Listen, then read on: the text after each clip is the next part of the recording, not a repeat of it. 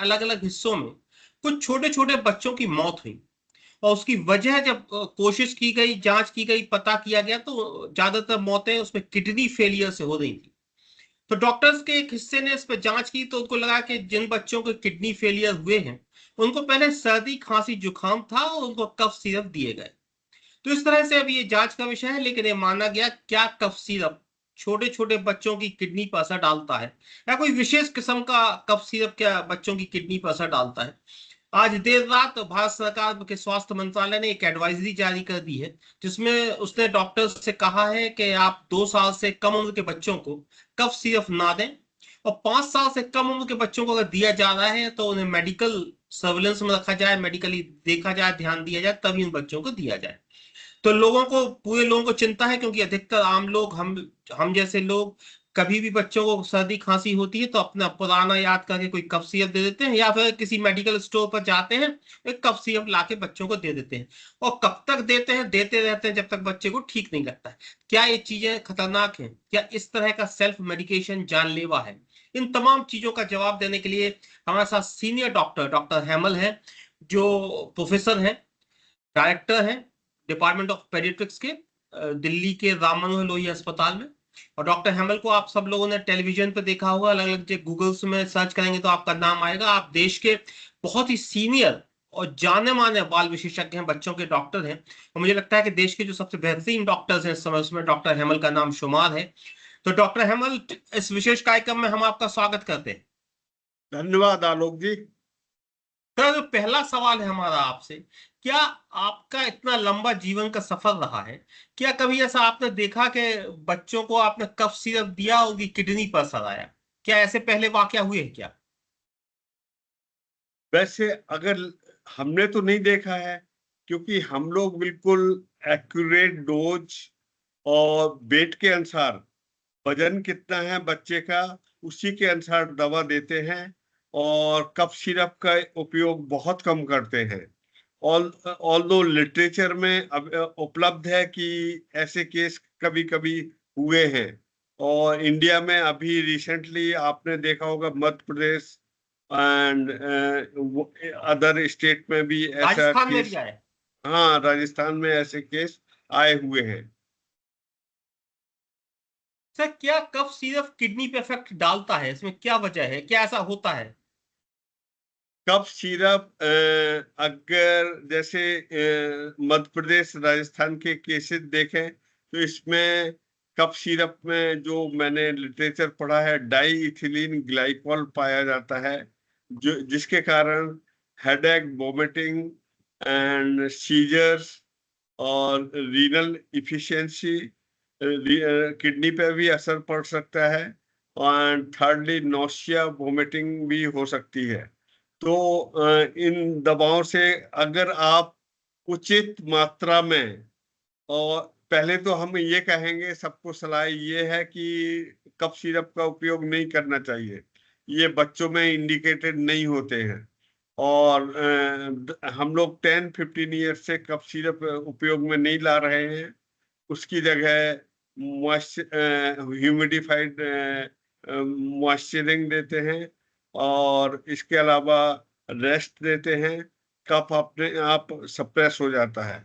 अगर देना भी है तो like anti histaminic like cetirizine, और बहुत ही शॉर्ट ड्यूरेशन में, थोड़े समय के लिए देते हैं, 2-3 दिन के लिए, adequate dose. It is very important we should give adequate dose of cetirizine for 2-3 days. It will resolve. Otherwise, if you don't give, it will resolve अपने आप ठीक हो जाता है।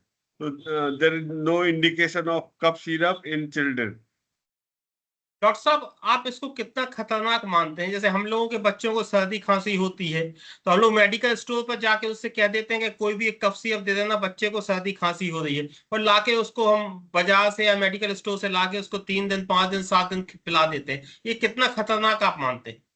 ये बहुत खतरनाक है। बिना डॉक्टर के प्रिस्क्रिप्शन के आपको कफ सिरप नहीं लेना चाहिए। और जो फार्मासिस्ट से पूछते हैं, वो बहुत वैरायटी ऑफ कफ सिरप होते हैं, like मैक्स्ट्रा, or other, like there are so many names. तो इनको अपन को एक्चुअली होता क्या है कि चाहे बच्चा बड़ा हो चाहे छोटा हो, वो कहते हैं 1 चम्मच आप 3 बार दे देना। तो इससे क्या होता है कि अगर बच्चे का वजन 10 kg 10 किलो है और उसको अगर देना है तो 1 1 चम्मच दे दिया, वही मात्रा बड़े बच्चे में जो करीब 25 30 किलो का है उसी मात्रा में 1 चम्मच 3 बार दिया। तो इसमें छोटे बच्चे को साइड इफेक्ट हो सकते हैं ड्यू टू ओवरडोज। ज्यादा मात्रा में खुराक जाने से उसको साइड इफेक्ट हो सकता है। दूसरा, ड्यूरेशन ड्यूरेशन का असर पड़ता है कि आपने 5 7 10 15 दिन अगर खांसी ठीक नहीं हो रही, बार बार दे रहे हैं, तो उसमें भी दिक्कत हो जाती है। तो बहुत ही शॉर्ट ड्यूरेशन जो प्रिस्क्राइब कर रहे हैं आजकल, बहुत लंबे ड्यूरेशन के लिए दे रहे हैं, ओवरडोज दे रहे हैं। और थर्ड, अगर 1 चम्मच में पता नहीं होता डेक्स्ट्रोमेथोर्फिन कितना है, डाइथिलीन ग्लाइकॉल कितना है, तो उसके अनुसार बहुत ही जुडिशियस आपको देना चाहिए कफ सिरप बच्चों में। और वैसे there is no indication, as I already mention, there is no indication of cough syrup.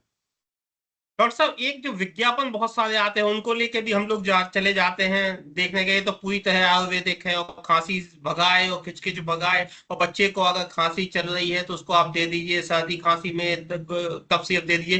तो इस तरह के जो विज्ञापन है उनको देख के जो हम लोग लेने जाते हैं ये भी खतरनाक है। बिल्कुल बिल्कुल, हम आलोक जी आपसे एग्री करते हैं, ये बहुत खतरनाक है ऐसे।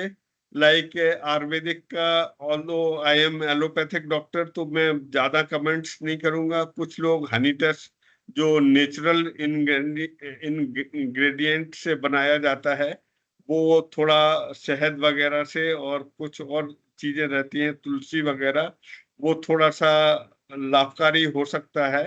But since I am a allopathic doctor, so I won't comment on that. But जो विज्ञापन आते हैं, फार्मा कंपनी अपने अपने कफ सिरप को ज्यादा प्रिस्क्राइब करें, पैसे कमाएं, और इसलिए ये सब विज्ञापनों की वजह से, और prescription, there are different type of syrup by trade name, वो हानिकारक होते हैं। सर, कफ सिरप का असर साइड इफेक्ट्स कहाँ कहाँ हो सकता है? जैसे किडनी का तो एक मामला भी सामने आया है, और कहाँ कहाँ कफ सिरप ज्यादा, जैसे आपने कहा कि अगर ज्यादा पीते हैं या अपने मन से दिए जा रहे हैं कि बच्चा जल्दी ठीक हो जाए या उसकी खांसी ठीक नहीं हो रही तो पिताजी अपने मन से दिए जा रहे हैं, तो ये साइड इफेक्ट्स और कहाँ कहाँ हो सकते हैं? आलोक जी, बहुत कॉमन क्वेश्चन है ये।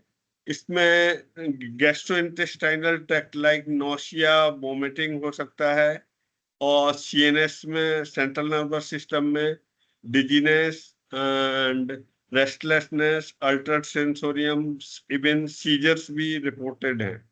और रीनल इफिशियंसी एंड देयर में भी एक्यूट किडनी इंजरी, इसके कारण हो सकते हैं। लेटर ऑन दे में go into kidney failure. Doctor साहब, अगर किसी बच्चे को किसी पिताजी ने या माताजी ने ला के दे दिया है और मेडिकल स्टोर वाले से पूछ के या अखबार में विज्ञापन देके, तो ऐसे कुछ क्या सिम्टम्स हैं जो सिम्टम्स आपको देखते हैं और बच्चे में कुछ एबनॉर्मल सिम्टम्स है तो आपको फौरन डॉक्टर के पास जाना चाहिए? एक्चुअली मैं तो ये कहूंगा, बचाव ही सबसे अच्छा उपाय है। तो बिना डॉक्टर के प्रिस्क्रिप्शन के आपको नहीं देना चाहिए। बच्चों में बार बार नहीं उपयोग करना चाहिए। ओवर यूज नहीं करना चाहिए, ओवर डोज नहीं देना चाहिए, और मिस यूज नहीं करना चाहिए। तो these are the few things which you have to keep in mind. And secondly, I would say, अगर आपको कफ कोल्ड है, उसके लिए आपको चेस्ट देखना चाहिए सबसे पहले कि कहीं लोअर रेस्पिरेटरी ट्रैक्ट इन्फेक्शन तो नहीं है, और चेस्ट में कोई फाइंडिंग तो नहीं है, फीवर के साथ तो नहीं हुआ। अदर थिंग्स लाइक आपको थ्रोट, गले का एग्जामिनेशन करना चाहिए, जैसे like acute pharyngitis, tonsillitis. Most of the cough are viral origin, तो उसमें कोई एंटीबायोटिक्स की जरूरत नहीं होती है।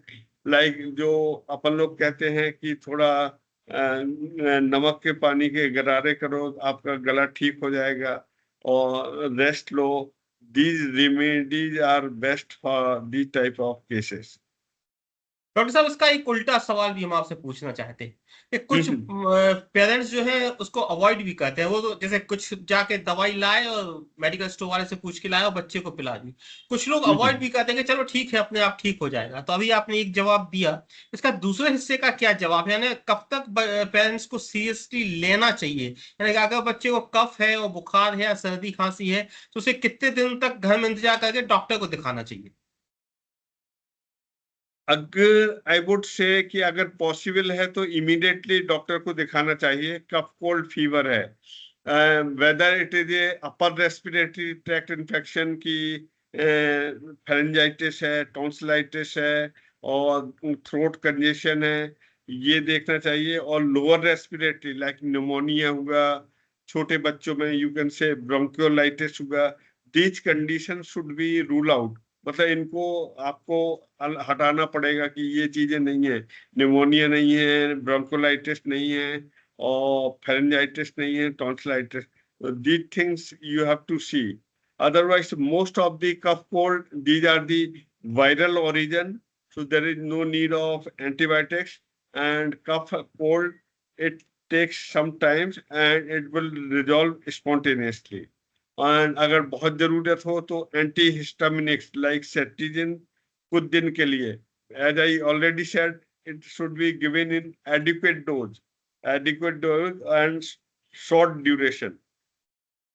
डॉक्टर साहब, आखिरी सवाल कि क्या ये हम दो टूक हम आपसे पूछ रहे हैं, सीधा सीधा इसको ब्लैक एंड व्हाइट बोलते हैं, कि अपने मन से अपने बच्चे का इलाज करना या मेडिकल स्टोर वाले से पूछ के अपने मन से कोई कफ सिरप लाना या कोई विज्ञापन देख के कफ सिरप लाना, उसे अनंत समय तक देना, अपने मन से डोज तय करके एक दिन में 3 बार दे दो, ये सारी चीजें छोटी सी बीमारी को भी क्या बच्चे के लिए खतरनाक बना सकती हैं? क्या बच्चे के लिए जानलेवा हो सकता है? या आलोक जी, आप देख ही रहे हैं जैसे छोटे छोटे गांवों में आजकल बहुत सारी डिग्रियां लेके डॉक्टर गलत करते हैं, दूसरा पेरेंट्स गलती करते हैं। मतलब सभी डॉक्टरों को, अच्छे चिकित्सक को, आई मीन टू से क्वालिफाइड डॉक्टर को दिखाना चाहिए। और दूसरा, फार्मासिस्ट से तो बिल्कुल ओपिनियन नहीं लेना चाहिए। वो जैसे बच्चों में क्या है आलोक जी, कि दवाइयां वजन के अनुसार दी जाती, एज और उम्र और वजन के अनुसार। अगर सपोज लेस देन 4 इयर्स है, तो 4 साल से नीचे का बच्चा है, तो उसमें कफ सिरप बिल्कुल गवर्नमेंट ऑफ दिल्ली गवर्नमेंट ने बिल्कुल रोका हुआ है कि कोई नहीं देना है। और हम भी कह रहे हैं कि there is no indication of cough syrup at all. अगर देना है तो कुछ दिन के लिए एंटी हिस्टामिनिक्स दे सकते हैं। अगर जरूर थोड़ा राइनाइटिस, अगर कोल्ड है, कफ के साथ कोल्ड है, तो उसमें आप उपयोग कर सकते हैं। Otherwise there is no indication of cough syrup. Like cough syrup कई टाइप के अवेलेबल हैं, like promethazine hydrochloride, dexamethasone, chlorpheniramine. So these are the few diethylene glycol which are यहाँ पे जो दिक्कत हो रही है कई स्टेट में, लाइक मध्य प्रदेश और राजस्थान में। तो हम तो यही सलाह देंगे कि बिल्कुल नहीं यूज करें। अगर जरूरत पड़े तो डॉक्टर को दिखा के फिर यूज करें, जिससे दूसरी कंडीशन रूल आउट हो जाती है, लाइक निमोनिया, ब्रोंकोलाइटिस। और क्योंकि कफ सिरप के भी बहुत सारे साइड इफेक्ट हैं। डॉक्टर साहब, हम सबसे बात करने के लिए आपका बहुत बहुत धन्यवाद, बहुत बहुत शुक्रिया। आपके जो सलाह है, ऐसे बहुत सारे बच्चों की जान बच पाएगी और बहुत सारे पेरेंट्स जो मुश्किल में फंस जाते हैं अपने मन से दवा देकर, वो शायद आपकी सलाह लेने के बाद रुकेंगे और बहुत सारे बच्चों के साथ स्वास्थ्य से खिलवाड़ नहीं होगी। आपने हम सबसे बात की, आपके लिए बहुत बहुत धन्यवाद, बहुत बहुत आभार, नमस्कार। धन्यवाद आलोक जी।